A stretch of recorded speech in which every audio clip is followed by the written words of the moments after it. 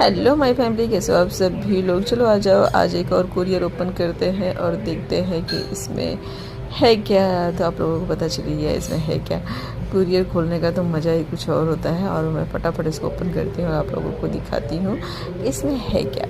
इसमें गाइस है प्लाजो, जो काफ़ी ज़्यादा ट्रेंड में चल रहा था, तो मुझे बहुत अच्छा लग रहा था, मैंने ले लिया। ये स्कर्ट के जैसा है बट अच्छा लग रहा था, बहुत लॉन्ग भी है, बहुत सारे घेरे भी हैं। तो चलो अब इसको मैं फटाफट पहन के दिखाती हूँ और आप लोग बताना कैसा है।